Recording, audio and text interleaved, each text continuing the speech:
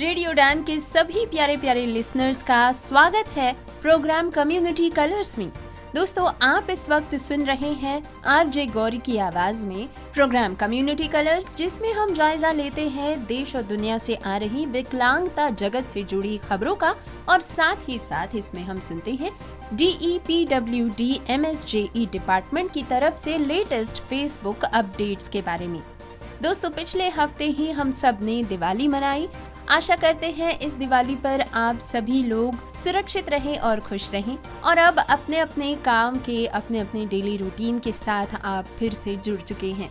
दोस्तों, रेडियो उड़ान के प्यारे प्यारे लिसनर्स की यही तो खास बात है कि आप रेडियो उड़ान के साथ एक रूटीन की तरह जुड़े हुए हैं और हमारे सभी शोज के साथ बने रहते हैं।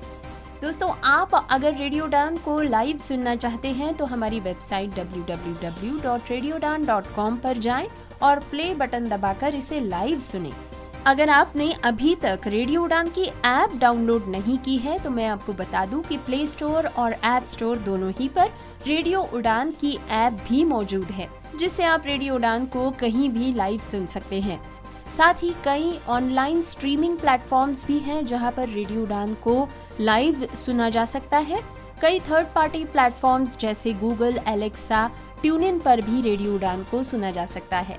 आपके YouTube पर मिल रहे कमेंट्स से हमें पता चलता है कि आप हमारे YouTube चैनल को भी फॉलो कर रहे हैं, जिसके लिए हम आपका तहे दिल से शुक्रिया करते हैं। दोस्तों, रेडियो उड़ान के तमाम प्रोग्राम हम YouTube पर अवेलेबल रखने की पूरी कोशिश करते हैं, ताकि गलती से अगर कोई एपिसोड आपका मिस हो जाए तो आप इसे हमारे YouTube चैनल पर भी सुन सकते हैं। साथ ही साथ मैं आपको बता दूं कि रेडियो उड़ान के लेटेस्ट अपडेट्स आपको हमारे फेसबुक पेज, इंस्टाग्राम हैंडल और लिंक्डइन पर भी मिल सकते हैं। तो इन सोशल मीडिया प्लेटफॉर्म्स पर भी हमें जरूर फॉलो करें। बहरहाल वक्त हो चला है रेडियो उड़ान पर प्रोग्राम कम्युनिटी कलर्स का, तो आइए सुनते हैं आज की देश और दुनिया से आ रही डिसेबिलिटी सेक्टर से जुड़ी तमाम अपडेट, तमाम लेटेस्ट खबरें। सुप्रीम कोर्ट ने एनएमसी को दिव्यांग व्यक्तियों को मेडिकल कोर्स में एडमिशन देने के लिए नए दिशा निर्देश जारी करने का दिया निर्देश। पीवीआर के साथ मिलकर एनसीपीईडीपी लेकर आए हैं सार्वजनिक सेवा घोषणा यानी पब्लिक सर्विस अनाउंसमेंट पर एक फिल्म। समावेशी खिलाड़ियों को प्रशिक्षित करने के लिए विशेष कौशल की होती है जरूरत।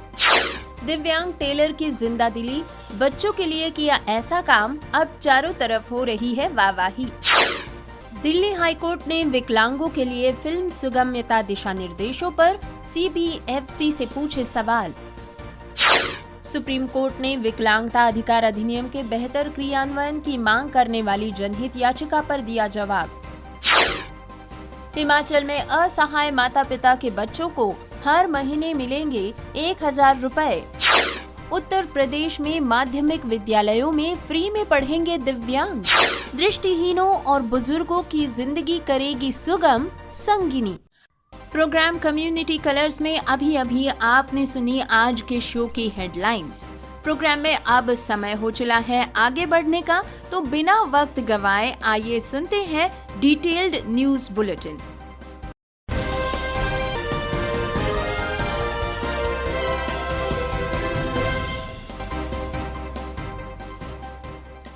दोस्तों, खबर पहले सुनते हैं सुप्रीम कोर्ट से। विकलांग व्यक्तियों के अधिकारों की सामाजिक मान्यता की दिशा में महत्वपूर्ण कदम उठाते हुए सुप्रीम कोर्ट ने हाल ही में मेडिकल क्षेत्र में दिव्यांग व्यक्तियों को अवसर देने और मेडिकल कोर्स में एडमिशन की प्रक्रिया में दिव्यांगता की जांच के लिए गुणात्मक मानक तैयार करने की आवश्यकता पर बल दिया। सीजेआई डीवाई चंद्रचूड़, जस्टिस जेबी पारदीवाला और जस्टिस मनोज मिश्रा की पीठ ने अपने फैसले में मस्कुलर डिस्ट्रॉफी से पीड़ित एक उम्मीदवार को नीट यूजी 2024 के लिए चल रही काउंसलिंग में भाग लेने की अनुमति दे दी है। ऐसा करते हुए कोर्ट ने इस बात पर जोर दिया कि दिव्यांग व्यक्तियों को सहानुभूति के तत्व के साथ ही नहीं, बल्कि समाज के एक अनिवार्य हिस्से के रूप में देखा जाना चाहिए जिसमें आज हम रहते हैं। देश में व्याप्त सभी प्रकार के भेदभाव को खत्म करने की राष्ट्रीय परियोजना को प्राप्त करने के लिए दिव्यांग व्यक्तियों को शामिल करने के उद्देश्य को आगे बढ़ाना अनिवार्य है। सुप्रीम कोर्ट ने आगे कहा है कि दिव्यांग व्यक्ति दया या दान की वस्तु नहीं है, बल्कि हमारे समाज और राष्ट्र का अभिन्न अंग है। दिव्यांग व्यक्तियों के अधिकारों की उन्नति सभी प्रकार के भेदभाव के उन्मूलन के साथ साथ एक राष्ट्रीय परियोजना है। ये परियोजना एक घटक जीवन के सभी कार्यों में दिव्यांग व्यक्तियों को शामिल करने की दिशा में काम करती है। न्यायालय ने इस बात पर भी जोर दिया कि कैसे दिव्यांग व्यक्तियों को स्वास्थ्य सेवा कार्यबल के हिस्से के रूप में शामिल करने से दिव्यांग व्यक्तियों के समुदाय के लिए अधिक संवेदनशील और स्वागत करने वाला माहौल बन सकता है, क्योंकि स्वास्थ्य सेवा प्रदाता ऐसे व्यक्ति होंगे जिनसे वे संवाद कर सकते हैं और अधिक सहज महसूस कर सकते हैं। न्यायालय ने उन विनियमों की भी निंदा की जो दिव्यांग व्यक्तियों को मेडिकल कोर्स में एडमिशन लेने से रोकते हैं। दोस्तों, Arman Ali, executive director at NCPEDP disability rights advocate, ने लिंक्डइन पर घोषणा करते हुए कहा है कि हम PVR लिमिटेड के साथ मिलकर भारत भर के सिनेमाघरों में विकलांगता जागरूकता पर पहली बार सार्वजनिक सेवा घोषणा PSA फिल्म लेकर आ रहे हैं। ये फिल्म एक बातचीत शुरू करने, धारणाओं को चुनौती देने और विकलांगता को मुख्य धारा में लाने की दिशा में एक कदम है। विकलांगता के लिए निवेश की आवश्यकता है और जागरूकता इसकी नींव है, और हमने उस चेतना को उत्पन्न करने के लिए ये फिल्म बनाई है। दिव्यांगजन अधिकारिता सचिव सेक्रेटरी DEPWD श्री राजेश अग्रवाल जी से इस पहल के लिए समर्थन प्राप्त किया गया है। दोस्तों, अगर आपको ये क्लिप देखनी है तो जरूर विजिट करें Arman Ali, executive director at NCPEDP का पेज, जिस पर PVR से जुड़ी ये पोस्ट आप देख सकते हैं। हैशटैग है #inclusive भारत विकसित भारत। दोस्तों, अब खबर सुनते हैं केरल के कोच्चि से। 21वीं केरल राज्य विद्यालय खेल प्रतियोगिता माने कि the 21st Kerala state school sports meet कई मायनों में अनूठी है। इसकी एक विशेषता विशेष आवश्यकता वाले छात्रों को शामिल करना है। भले ही इन छात्रों को उनके लिए डिजाइन किए गए कार्यक्रमों में भाग लेने के लिए राजी करना आसान लगता है, लेकिन जमीनी हकीकत कुछ और ही है। हैंडबॉल जैसे आयोजनों के लिए इन बच्चों को तैयार करने में जो मेहनत लगती है वो मंगलवार को सेक्रेड हार्ट HS ग्राउंड में देखने को मिली। एर्नाकुलम हैंडबॉल टीम के कोच ने मीडिया से बात की। चेल्दम में सेंट मेरीज HS में शारीरिक शिक्षा शिक्षक अमरजलीन लुइस कहते हैं कि इन सभी बच्चों को कुछ बेहतरीन प्रतिभाओं को दिखाने के लिए थोड़े से प्रोत्साहन की जरूरत होती है। जैसे कि एर्नाकुलम का प्रतिनिधित्व करने वाले हैंडबॉल खिलाड़ियों की इस टीम को ले। उन्हें सिर्फ 3 दिनों का प्रशिक्षण मिला है, लेकिन उन्होंने जो प्रदर्शन किया है वो अनुकरणीय रहा। भले ही वे फाइनल में ना पहुंचे हों, लेकिन उन्होंने छात्रों को विचारों और प्लेबुक की रणनीति को कैसे समझाया है, ये सीखना काबिले तारीफ है।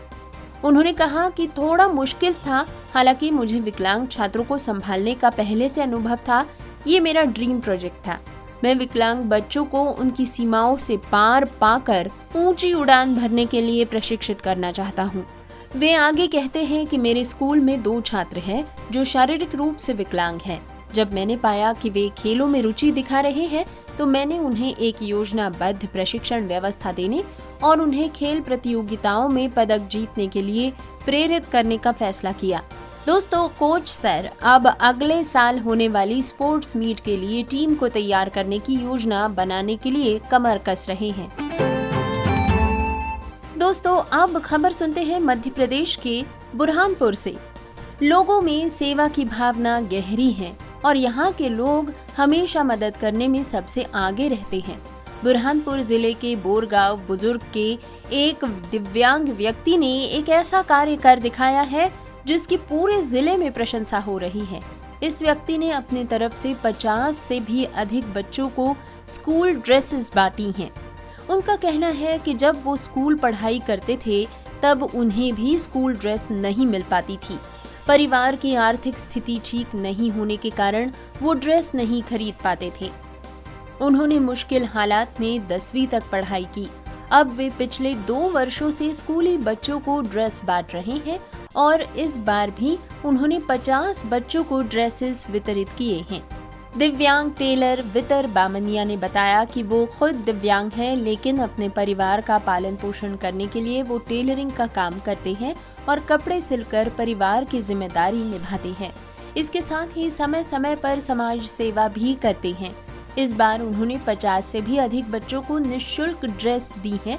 ड्रेस मिलते ही बच्चे खुश नजर आने लगे हैं और अब वे रोजाना स्कूल जाने लगे हैं। इन बच्चों के माता पिता जो पशु चराने का काम करते हैं, समय समय पर बच्चों को कपड़े नहीं दिला पाते हैं। इसी कारण वे पिछले 2 वर्षों से इन्हें ड्रेस मुहैया करा रहे हैं। इस दिव्यांग कलाकार का कहना है कि वे केवल उन्हीं बच्चों को ड्रेसेस देते हैं जो स्कूल जाने के इच्छुक होते हैं। इस बार उन्होंने कक्षा 1 से लेकर कक्षा 5वीं तक बच्चों को ड्रेसेस दी हैं। ड्रेस मिलने के बाद बच्चे बेहद उत्साहित होते हैं और वे रोज इसी ड्रेस को पहनकर स्कूल जाने लगे हैं। दोस्तों, न्यूज़ बुलेटिन इसी तरह जारी रहेगा, लेकिन एक छोटे से ब्रेक के बाद। हिडन वॉइसेस की तरफ से आप सभी का स्वागत। हिडन वॉइसेस, एक दृष्टि एक आवाज, और इसने पूरे भारत में दृष्टिबाधित और आर्थिक रूप से विकलांग बच्चों और वयस्कों को किताबों की दुनिया खोलकर सशक्त बनाने के लिए 1000 से भी अधिक छिपी हुई आवाजों को मिलाया है। 28 अप्रैल 2019 को देवी कृष्णा द्वारा स्थापित और सुश्री मैत्री राजदेव द्वारा सह संस्थापित हिडन वॉइसेस एक अद्वितीय रीडिंग चैरिटी है। देवी एक अनुभवी मनोचिकित्सक और काउंसलर है और ह्यूमन रिसोर्स मैनेजमेंट की एक दक्ष प्रबंधक है। देवी ने पूरे भारत के विभिन्न भाषाओं के स्वयंसेवकों को दृष्टिबाधितों के लिए ऑडियो किताब पढ़ने और बनाने के लिए तैयार किया है। एक भागीदार के रूप में श्री सुधीश पी और इसके अध्यक्ष के रूप में सुश्री सिंसी थॉमस के साथ हिडन वॉइसेस के अब कुल 1500 से भी अधिक इन हाउस पाठक है और ये JNU, पुणे और दक्षिण भारत स्थित कई क्लबों से जुड़ा हुआ है, जिसके चलते अब हिडन वॉइसेस के पास 3000 से भी अधिक पाठक है। इसमें सबसे छोटे पाठक 5 साल की उम्र से लेकर सबसे बड़े पाठक 82 साल के अनुभव वाले स्वयंसेवक है। पाठकों को उम्र और चुनी गई भाषा के अनुसार ग्रुप्स में बांट दिया जाता है। हिडन वॉइसेस के पास अब लगभग 20 भाषाओं में जानकारी पूर्ण और काल्पनिक दोनों ही तरह की पुस्तकों की एक सूची तैयार है। इन ऑडियो पुस्तकों का उपयोग विभिन्न संस्थानों और समूहों जैसे कि Fergusson college Pune, lit the light, Dyuti, Madras club आदि द्वारा किया गया है। इस कार्यक्रम ने 50,000 से भी अधिक लोगों की जिंदगी को समृद्ध बनाया है। अधिक जानकारी के लिए हमें ईमेल करें hiddenvoices2020@gmail.com पर। ब्रेक के बाद आप सभी का स्वागत है। न्यूज बुलेटिन जारी है, बढ़ते हैं अगली खबर की ओर।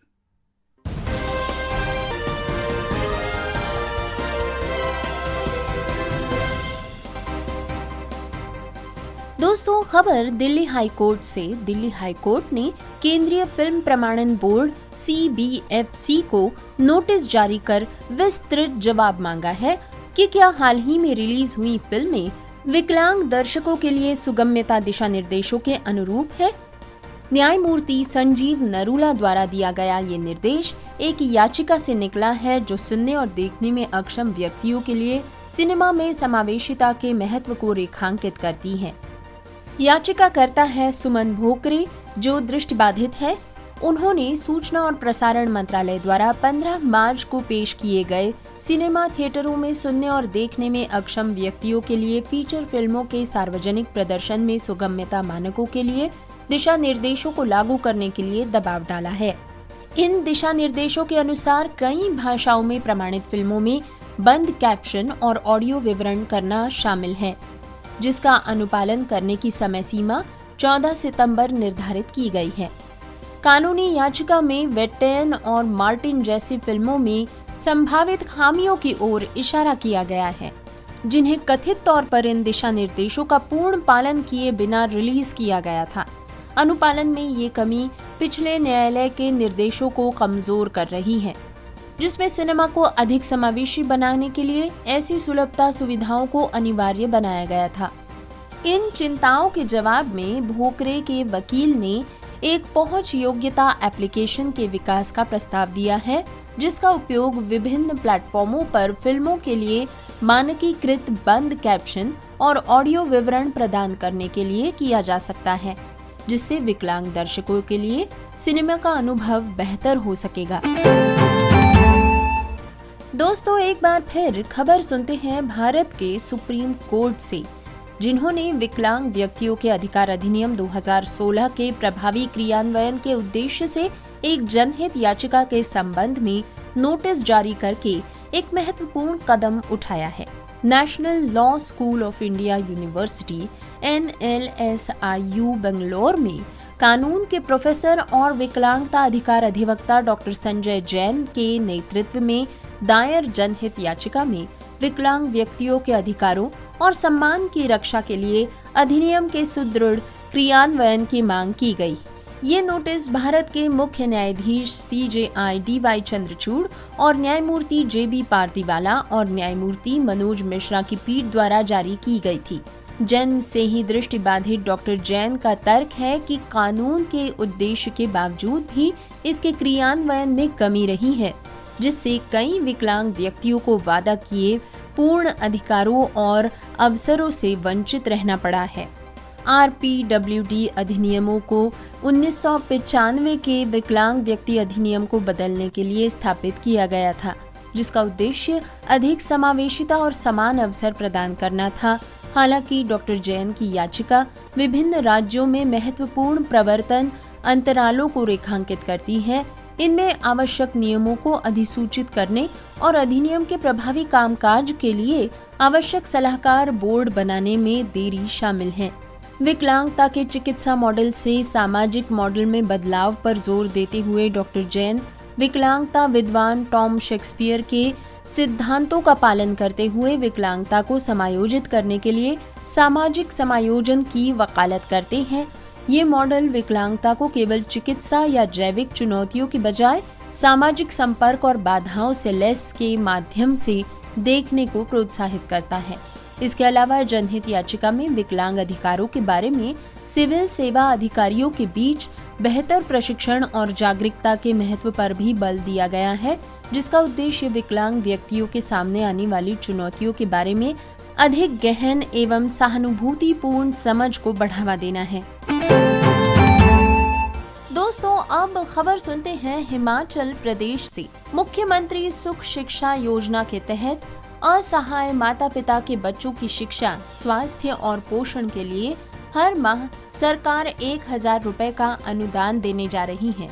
मुख्यमंत्री सुखविंदर सिंह सुक्खू ने कहा है कि हिमाचल सरकार राज्य में मुख्यमंत्री सुख शिक्षा योजना शुरू करने जा रही है।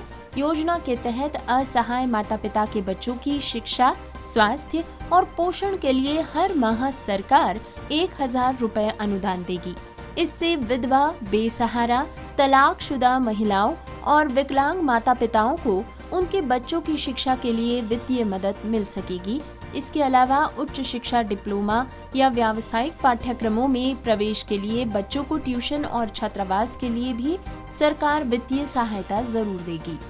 सीएम ने इस बार कहा है कि सरकार ने सत्ता में आने के बाद पहले दिन से ही वंचित वर्गों को सशक्त बनाने में प्राथमिकता दी है और उनकी सहायता के लिए पहल शुरू कर दी है। समाज के कुछ ऐसे वर्ग हैं जो अपनी शिकायतें और कठिनाइयां लेकर हमारे पास आ भी नहीं पाते, लेकिन एक संवेदनशील सरकार के रूप में हम हर वर्ग के कल्याण के लिए प्रतिबद्ध हैं। दोस्तों, खबर आती है उत्तर प्रदेश के महाराजगंज से। महाराजगंज में दिव्यांग छात्रों को माध्यमिक विद्यालयों में निःशुल्क शिक्षा प्रदान की जाएगी।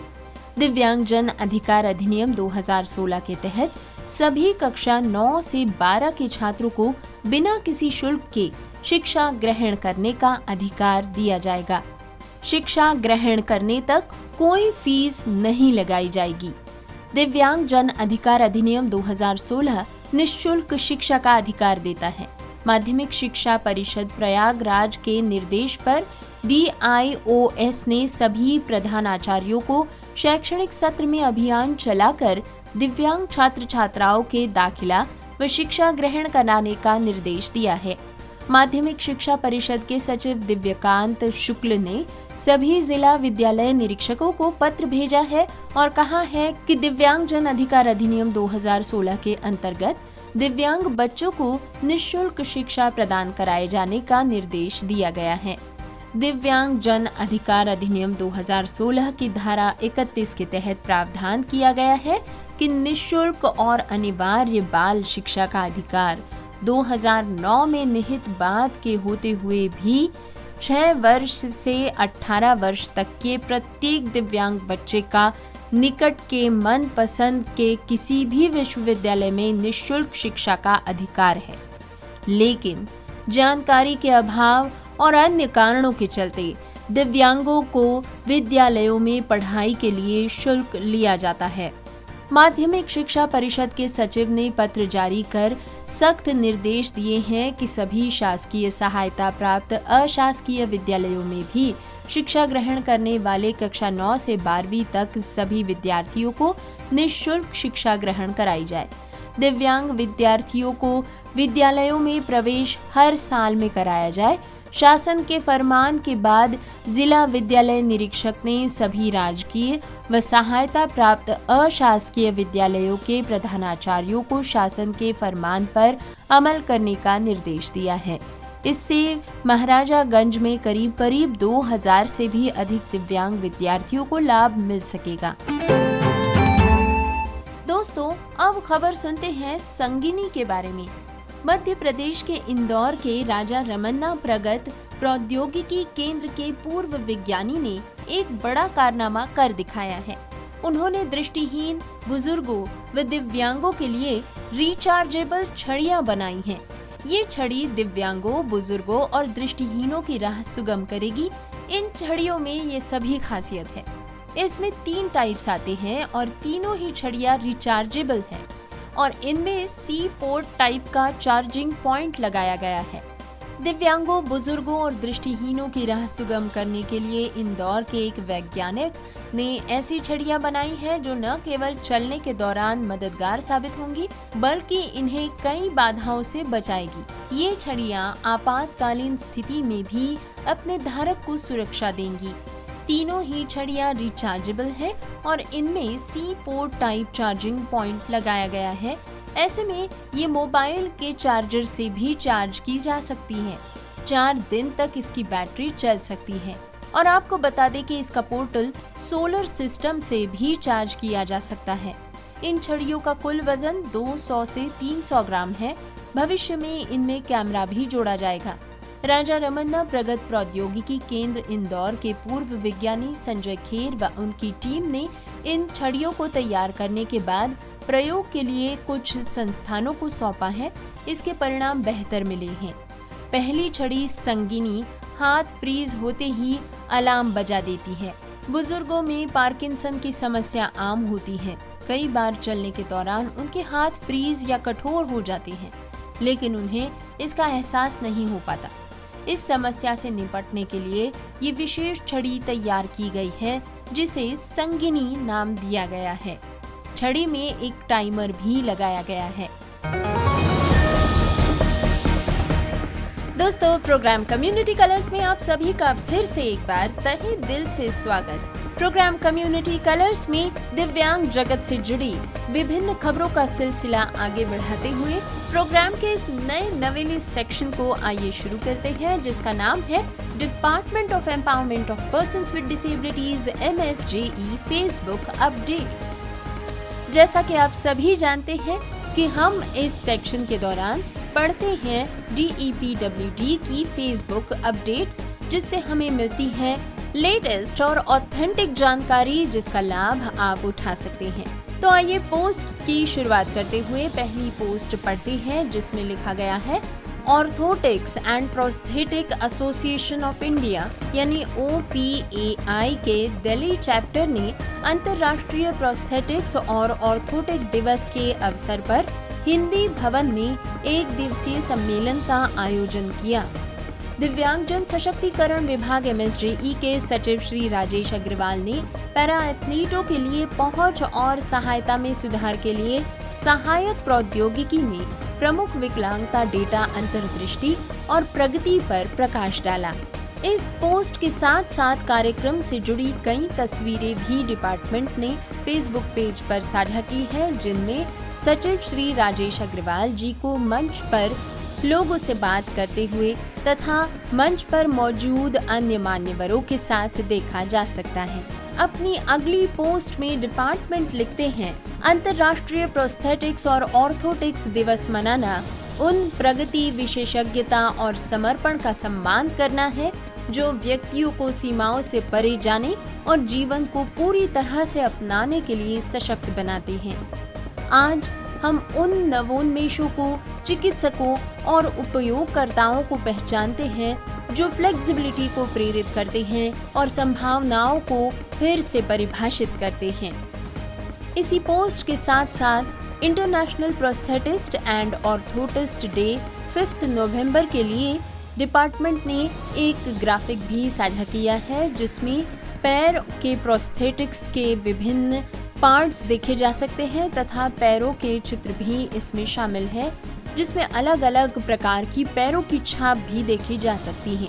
अगली पोस्ट में डिपार्टमेंट बताते हैं कि एक सामुदायिक radio channel 91.2 NIVH hello Doon पर सचिव श्री राजेश अग्रवाल जी ने विशेष इंटरव्यू दिया है। इस संवाद में श्री राजेश अग्रवाल जी ने दिव्यांगों को समाज का महत्वपूर्ण अंग मानते हुए उनके लिए समान सुविधाओं की आवश्यकता पर बल दिया। साथ ही समावेशी समाज की आवश्यकता और दिव्यांग व्यक्तियों के सशक्तिकरण के लिए सरकार की विभिन्न योजनाओं पर महत्वपूर्ण विचार भी साझा किए गए। इस प्रोग्राम के लिए YouTube लिंक भी डिपार्टमेंट ने इस फेसबुक पेज के साथ ही साझा की है और साथ ही साथ साझा किया है प्रोग्राम से एक फोटोग्राफ भी, जिसमें 2 विकलांग RJs के साथ सचिव श्री राजेश अग्रवाल जी को बातचीत करते हुए देखा जा सकता है। डिपार्टमेंट अपनी अगली पोस्ट में लिखते हैं, इस दिवाली आइए हम अ स्पार्क ऑफ होप नामक एक दिल को छू लेने वाली लघु फिल्म में प्यार और समर्थन की शक्ति का जश्न मनाएं। राष्ट्रीय पुरस्कार विजेता डॉक्टर साई कौस्तुभ दास गुप्ता और उनके परिवार की प्रेरक यात्रा का अनुसरण करें, जिसमें देखभाल और पारिवारिक बंधनों के गहन प्रभाव पर प्रकाश डाला गया है। डिपार्टमेंट आगे लिखते हैं कि उम्मीद है कि ये फिल्म भी सभी दिव्यांगजनों के लिए उम्मीद लेकर आएगी और हमें एक दूसरे के जीवन में रोशनी की चिंगारी बनाने के लिए प्रेरित करेगी। दोस्तों, इसी पोस्ट के साथ साथ डिपार्टमेंट ने इस फिल्म की YouTube लिंक भी साझा की है, जिसे आप डिपार्टमेंट के फेसबुक पेज की इस पोस्ट के माध्यम से एक्सेस कर सकते हैं। अपनी अगली पोस्ट में डिपार्टमेंट लिखते हैं राष्ट्रीय एकता दिवस के बारे में। #राष्ट्रीय एकता दिवस पर दिव्यांगजन सशक्तिकरण विभाग MSJE सचिव श्री राजेश अग्रवाल जी के नेतृत्व में विविधता में एकता को बनाए रखने, सद्भाव को बढ़ावा देने और हमारे देश की समृद्ध सांस्कृतिक विरासत का सम्मान करने की प्रतिज्ञा करता है। हम सब मिलकर एकजुट और फ्लेक्सिबल भारत के लिए खड़े हैं। #pledge।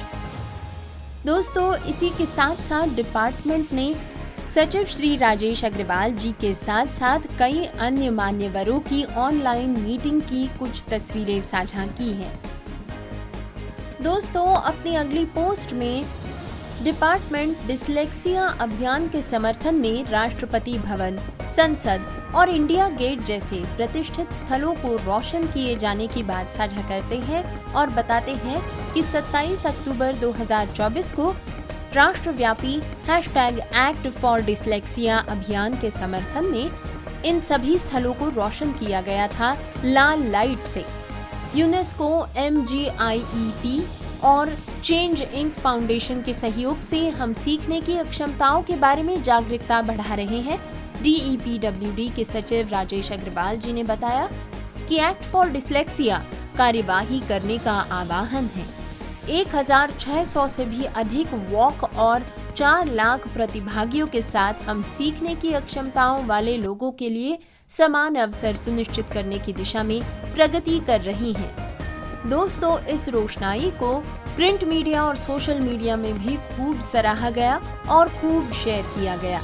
प्रिंट मीडिया में इसे कई अखबारों में कवर किया गया, जिसके चित्र भी डिपार्टमेंट ने अपने फेसबुक पोस्ट में साझा किए हैं। दोस्तों, इसी के साथ आज का हमारा ये DEPWD MSJE Facebook update section यही समाप्त होता है। आशा है इस जानकारी से आप लाभान्वित हो रहे हैं। इस ऑथेंटिक और लेटेस्ट जानकारी का आप पूरा लाभ उठा रहे हैं। बहरहाल वक्त हो चला है प्रोग्राम कम्युनिटी कलर्स को यहीं समाप्त करने का, लेकिन जाने से पहले सुनते जाइए आज के शो की हेडलाइंस फिर से एक बार।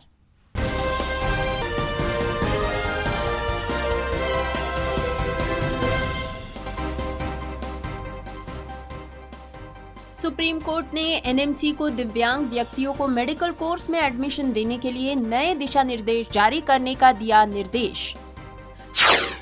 PVR के साथ मिलकर NCPEDP लेकर आए हैं सार्वजनिक सेवा घोषणा यानी पब्लिक सर्विस अनाउंसमेंट पर एक फिल्म। समावेशी खिलाड़ियों को प्रशिक्षित करने के लिए विशेष कौशल की होती है जरूरत। दिव्यांग टेलर की जिंदादिली, बच्चों के लिए किया ऐसा काम, अब चारों तरफ हो रही है वाहवाही। दिल्ली हाईकोर्ट ने विकलांगों के लिए फिल्म सुगम्यता दिशा निर्देशों पर CBFC से पूछे सवाल। सुप्रीम कोर्ट ने विकलांगता अधिकार अधिनियम के बेहतर क्रियान्वयन की मांग करने वाली जनहित याचिका पर दिया जवाब। हिमाचल में असहाय माता पिता के बच्चों को हर महीने मिलेंगे 1000 रुपए। उत्तर प्रदेश में माध्यमिक विद्यालयों में फ्री में पढ़ेंगे दिव्यांग। दृष्टिहीनों और बुजुर्गों की जिंदगी करेगी सुगम